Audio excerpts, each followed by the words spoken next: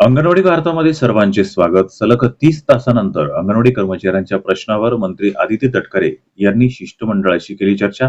काय चर्चा केली यासाठी ही बातमी शेवटपर्यंत पहा. अंगणवाडी कर्मचाऱ्यांच्या पेन्शन, वेतन श्रेणी आणि जाहीर केल्याप्रमाणे प्रोत्साहन भत्ता देण्याऐवजी सरसकट 2,000ची मानधनवाढ, एफ-आर-एस पद्धत या प्रमुख मागण्यांसाठी नागपूर येथे सुरू असलेल्या विधिमंडळाच्या हिवाळी अधिवेशनावर आयटकच्या अंगणवाडी कर्मचाऱ्यांनी बुधवारी 10 डिसेंबर रोजी महामोर्चा काढला.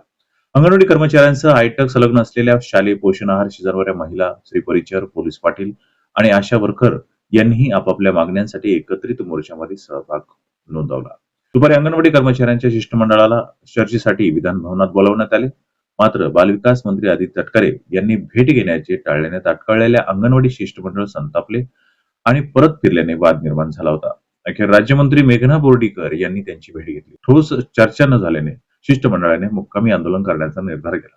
त्यामुळे कडाक्याच्या थंडीत देखील रात्रभर अंगणवाडी कर्मचारी, स्त्री परिचर, शालेय पोषण आहार कर्मचारी रस्त्यावरच ठाण मांडून होत्या. दुसऱ्या दिवशी अर्थात गुरुवारीही दिवसभर आंदोलन सुरू होते. तब्बल 30 तास सलग आंदोलन चालल्याने गुरुवारी संध्याकाळी 5 वाजता महिला व बालविकास मंत्री आदिती तटकरे यांनी शिष्टमंडळाला चर्चेसाठी निमंत्रित केले. आंदोलनाचे नेतृत्व comrade Shyam Kale, comrade Dilip Utane, comrade Madhuritai Kshirsagar तसेच शिष्टमंडळात comrade Vanita Kapse, comrade Shalini Pagare, comrade Jyoti अंडर सहारे यांचा समावेश होता. मंत्री आदित्य तटकरे यांच्याशी शिष्टमंडळाशी झालेल्या चर्चेची माहिती अंगणवाडी वार्ताला आयटकचे केंद्रीय सचिव श्याम काळे यांनी फोनवरून माहिती दिली.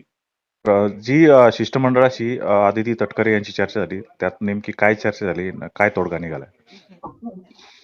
पहिला मुद्दा आपण घेतला होता, जे प्रोत्साहन भत्ता त्यांनी जाहीर केला त्याबद्दल जे केंद्र सरकारचे निकष आहेत त्याचं पुनरावलोकन केलं पाहिजे आणि जे 2,000 इन्सेंटिव्ह देतात ते सरसकट मानधनामध्ये त्यांनी दिले पाहिजे. त्यांनी ते मान्य केलं. त्या दिवसामध्ये आम्ही जे कमिटी बनवलेली आहे त्याचा रिपोर्ट घेऊ आणि आम्ही याबद्दल निर्णय करू. दुसरं पेन्शनच्या संदर्भात होतं.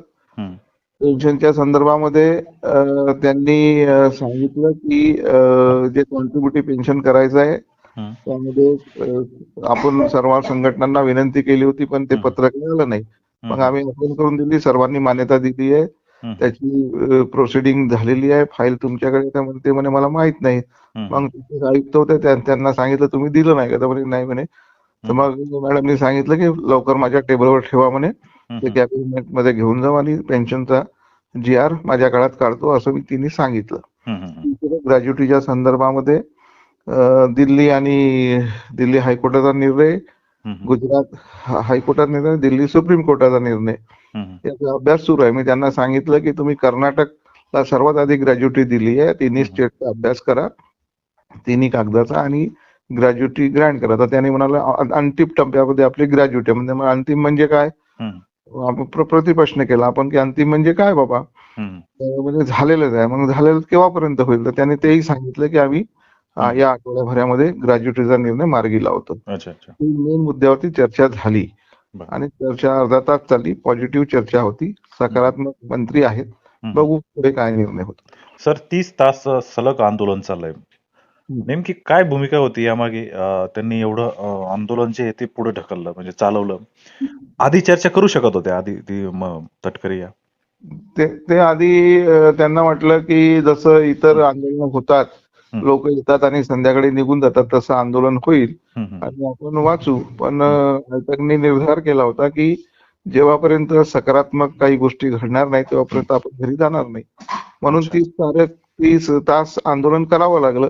ही आपल्याला सवय आहे आणि आयटक जी संघटना आहे तिचा ऐतिहासिक पार्श्वभूमी असलेली संघटना आहे. त्यांना सांगितलं की ही संघटना इतर संघटनांप्रमाणे नाहीये, तुम्ही हे बॅनर जरा लक्षात ठेवा. तिने ते मान्य केलं की आहे म्हणे. तेव्हा तिने स्वतःच कबूल केलं की महाराष्ट्रामध्ये या संघटनेची ताकद आहे, बलाढ्य संघटना आहे आणि मी निराश नाही करेल असं तिचं म्हणणं होतं मॅडमचं. ठीक आहे सर, धन्यवाद.